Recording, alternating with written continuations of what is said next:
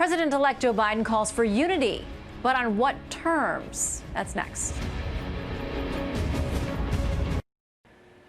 President-elect Joe Biden seeming confident today that he will have success working with Republican senators as president and that the fruits of their labor will help in healing a bitterly divided nation.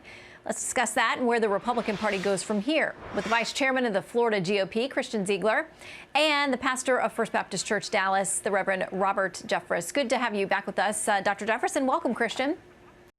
Kevin McCarthy, the House Minority Leader, in his statement today said this partly. He said, our country is not just divided, we are deeply hurt.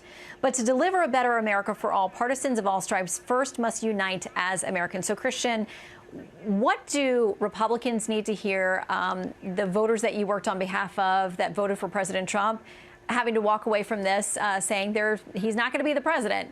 Are there things that you've heard Joe Biden say that you think Republicans can work with him on, a positive way forward, some kind of unity that can be achieved politically?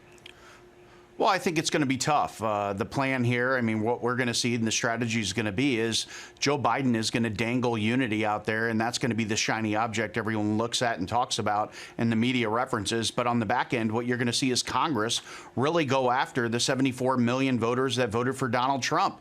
And we're seeing that this week. They're quickly drafting articles of impeachment. They've lobbied for the 25th Amendment to be invoked. And unfortunately, that's the tone that we're going to see from Congress. And Joe Biden's going to sit back and say unity. They're going to take that action. And it's really going to turn off the 74 million voters that voted for Donald Trump. So, you know, what I would like to see from this administration and from Congress going forward is let's look at some things that we can discuss and that we can work together on. The country's suffering right now with COVID. Let's talk about how we can get people back to work, how we can get businesses back on their feet. Let's get the government out of the way and let's empower them. Let's open up this country. Let's open up our schools. And I think that's what Americans want to see, and that's what Americans need, frankly. And I hope they will work across the aisle to get that done, because we need to get people to work, we need to get people to school, and we need to get the country back up on its feet.